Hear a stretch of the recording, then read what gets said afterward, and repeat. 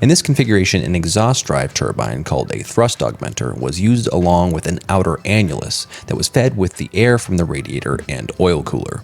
The resultant mixture was exhausted into a jet pipe, and a combustion was assisted by the ignition of any unburnt fuel within the air purged through the exhaust ports during the scavenging cycle.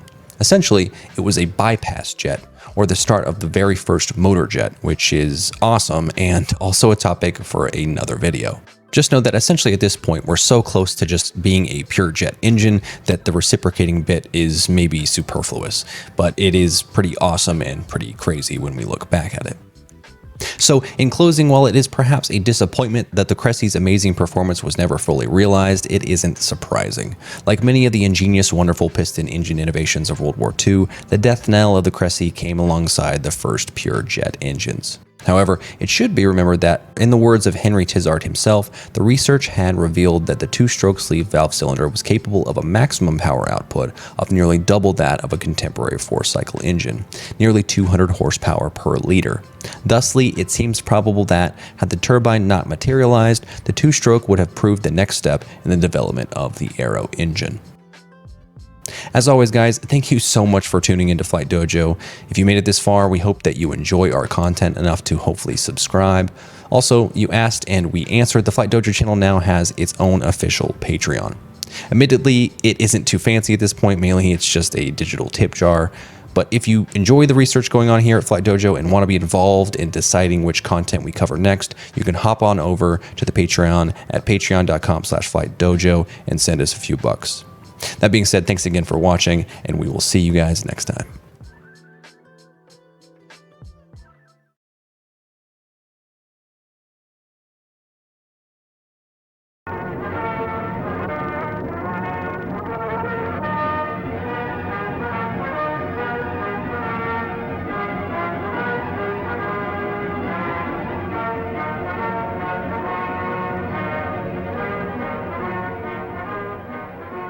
When in 1938 war clouds were gathering over the continent of Europe, the Rolls-Royce factory in Derby assumed a new importance.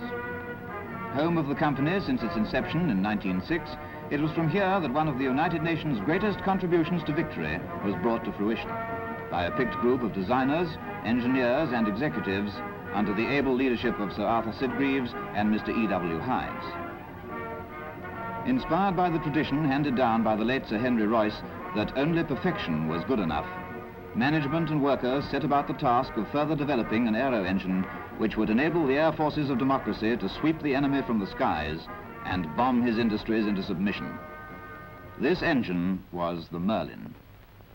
Away from imminent danger of air attack, an unobtrusive country house set deep in the Derbyshire countryside sheltered the Rolls-Royce Aero Planning Department. Here, engine designers worked under conditions of highest secrecy on the development of the Merlin engine, armed with data and experience gained from previous engines. The main characteristics of the new engine had already been decided in theory by the Engine Development Committee at Derby, and now began the task of calculating main dimensions and producing the plans for quantity production. At the same time, scale models of complete engines and power plants were made of wood in order to visualize and check the exterior dimensions, while much time could be saved in checking the dimensional suitability of modifications.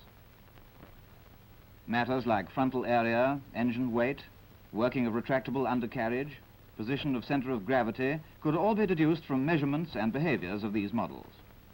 Next step was the making by skilled engineer draftsmen of many thousands of detailed working drawings, which would constitute the basis for building the prototype.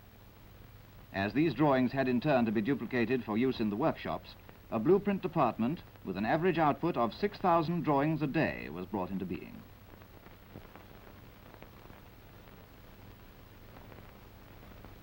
At the experimental shop in Derby, emphasis is on the man rather than on the tool. Versatility is the keynote. Every job is different, and the men in this shop are among the most skilled workers in the Rolls-Royce organization. Soon the first components begin to take shape. In the experimental shop, the tool equipment is less specialized than that of the factories on production work, as it is concerned mainly with one-off jobs. Where duplication is necessary for parts like connecting rods, a Keller machine is used. The cutters are made to follow a master template, producing several identical pieces at a time.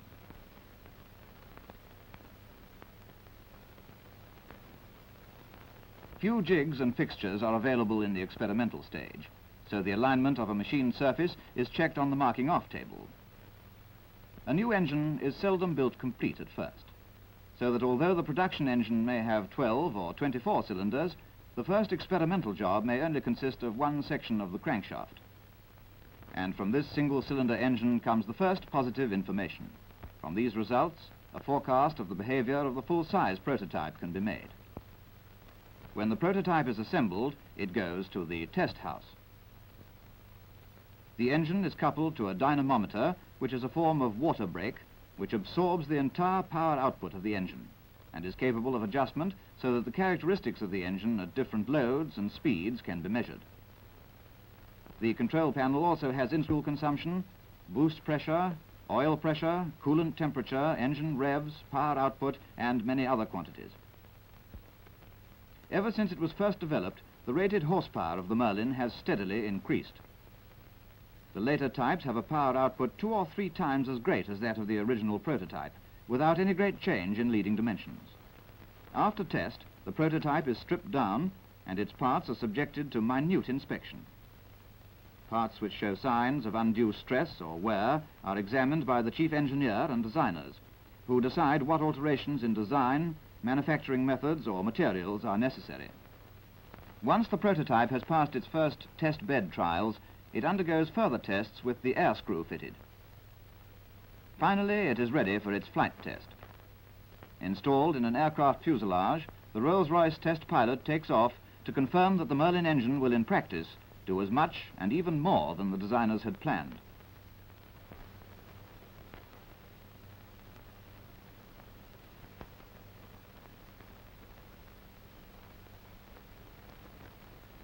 Realizing that quantity, as well as quality, would be the need of the day, the Air Ministry asked Rolls-Royce to build a large factory away from Derby for the quantity production of Merlin engines.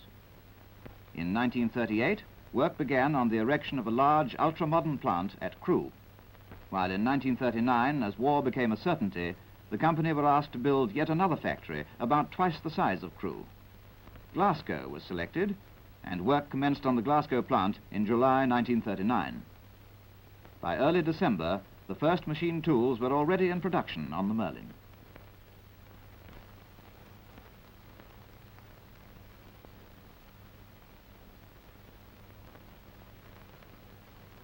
In laying out the various factories for quantity production, the problem of the most efficient placing of machines and processes was solved by making planned silhouettes to scale of each machine and item of workshop furniture. These silhouettes were then maneuvered on a scale floor plan until the ideal disposition was found. The layout was then photographed and copies were sent to the plant engineers. As soon as all the machines were installed, full-scale production on Merlin engines commenced. Producing the Merlin engine in vast quantities without losing anything of the world-renowned Rolls-Royce qualities of precision workmanship presented untold obstacles. Apart from the difficulties of operating under wartime blackout conditions and the demands of the fighting services on road and rail transport, making difficult the movement of raw materials, there was the problem of labor. To overcome the manpower difficulty, training establishments were set up in various parts of the country. Under the tutelage of skilled Rolls-Royce craftsmen, both men and women were given intensive training in the operation of highly specialized machine tools in a section of the factory specially equipped for this purpose. In order to increase the supply of engineering draftsmen, experiments were made in training women of suitable educational qualifications. Inspired by the firm's tradition, these women eagerly proved their aptitude for this exacting work, and large numbers graduated to works drawing offices at the various plants. Apart from training men and women for aero engine production, the company was faced with the problem of housing and transporting them to and from work. At both Crewe and Glasgow, housing estates and hostels were built within sight of the plant to shelter the workers who had come from all over the United Kingdom. In view of the fact that in Glasgow alone over 1,500 houses had been built, the local transport companies were called upon to cooperate in organizing 126 special bus services to and from a depot inside the works itself, enabling the workers to get immediate transport to outlying districts. To protect the factories against air and ground attack, strong home guard and civil defense detachments were formed, made up of volunteer workers from the various plants.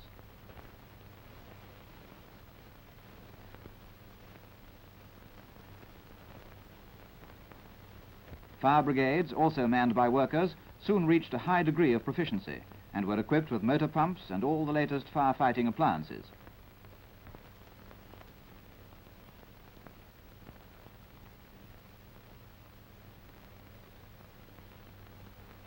The Rolls-Royce organization was possibly unique in having its own bomb disposal unit, equally prepared to play a vital and dangerous part in an emergency.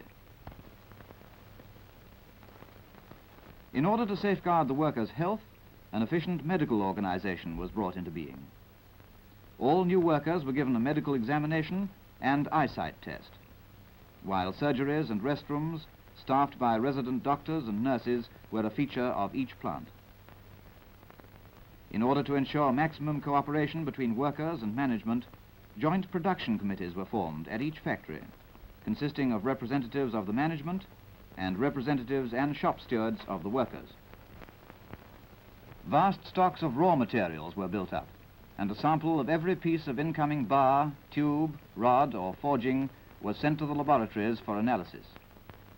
Each batch of material was given a number which stayed with it through every process, and a sample was taken so that a fault developing at any time during the component's history could be traced back to the raw material stage. Some of the most valuable raw materials were the light metal and other alloys discovered and developed in the company's research laboratories at Derby. Apart from the famous RR50 used in the manufacture of castings, many other equally important contributions to the Allied war effort were made by the pick of scientists and technologists working in these laboratories. In the Rolls-Royce drop forge shop, alloy steel forgings were pounded out night and day. The most highly stressed components of the Merlin engine are made from these forgings, which allow a very high output of accurately formed parts, while the metal itself, due to its molecular flow under the blows of the forge, becomes more homogeneous and capable of withstanding higher strains. In the manufacture of the Merlin engine, the light alloy foundry at Glasgow is unique in the Rolls-Royce organization and probably in the world. The foundry, with its core, moulding and fettling shops, occupies 2 entire blocks of the factory and is organized, like the rest of the plant, on a flow production basis. The layout of the foundry and its organization for production constitute a great feat of technical planning.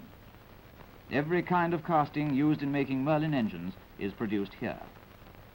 Very many difficulties had to be overcome on the material side of the process, and the achievement is made more remarkable by the fact that many of the workers are trainees, a large proportion of them women.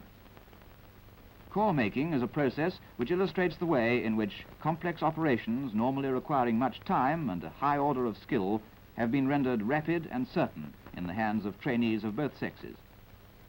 The lighter cores are made by hand and mainly by women, on core tables to which ready-mixed sand is delivered by an overhead conveyor system. All the 300-odd intricate cores which go to each engine are made in the same manner. Organization has made each individual job simple. Men make the heavier cores by machine. A number of heavy cores are used in the upper half of the crankcase mold to form the bearing webs. This is one of the 2 main molding bays, which are arranged on either side of the line of furnaces. The molding machines are mostly of the rollover jolt type, both hydraulically and pneumatically operated and very simple to control. This mold for the upper half of the crankcase is the largest on the engine. Complete with cores and molding box, it weighs a ton. The number of cores in the mold are an indication of the intricacy of the casting. This mold of the upper half crankcase, although the largest, is by no means the most intricate in the engine. The aluminium alloy, principally the famous RR50, is melted in gas-heated tilting furnaces adjacent to the mold conveyors. The larger molds are poured from 2 sides simultaneously. This allows the use of ladles of manageable size and also tends towards an even temperature of metal throughout the mold. Very many and very large risers are employed to ensure sound metal in the casting. Castings are fettled in this bay with power saws and pneumatic hand tools. The first job is cutting off the runners and risers. On large castings, these are very massive, and a special type of twin-hand circular saw has been developed to do the job.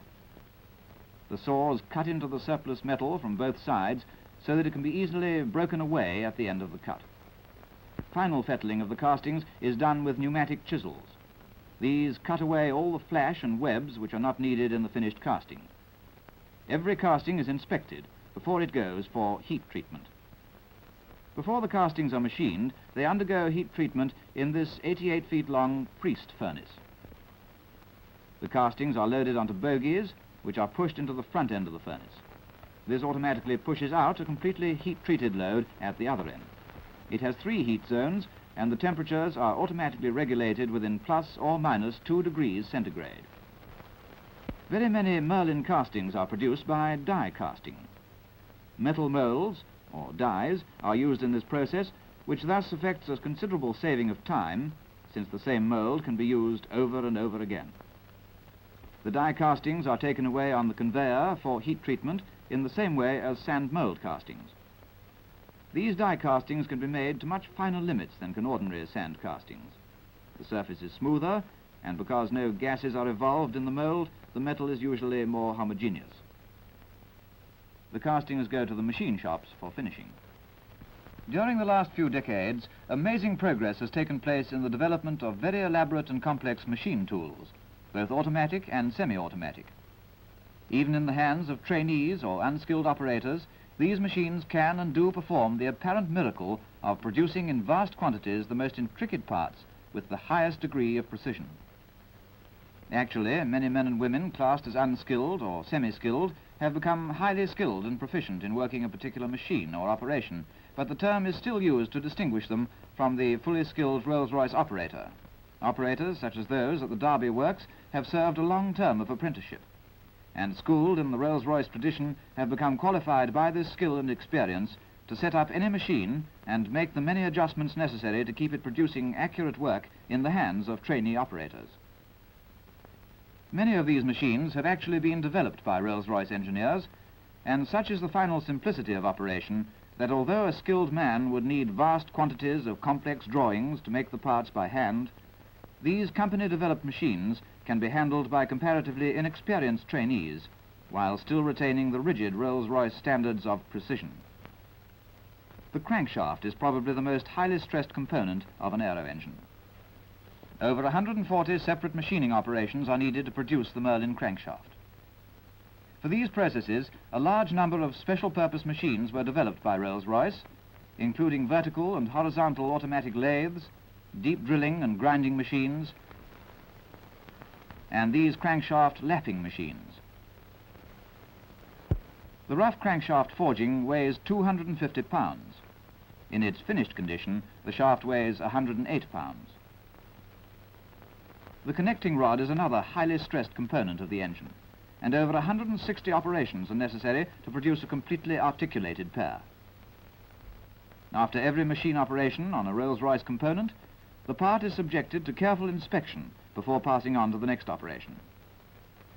Women prove themselves to be particularly adept at this exacting work. There are over 11,000 parts in a Merlin engine, and a high proportion of the smaller items are made from bar material on automatic and capstan lathes. Except for tool setting, this work is repetitive, though quite an amount of skill is needed to be a good operator. Nevertheless, the consistently high output figures on close limit work to Rolls-Royce standards, achieved by trainee men and women who previously had no experience in the engineering industry, is indeed a remarkable achievement. Some 90 different types and sizes of gear wheels go into the Merlin, and all must be produced to exceptionally high standards of accuracy.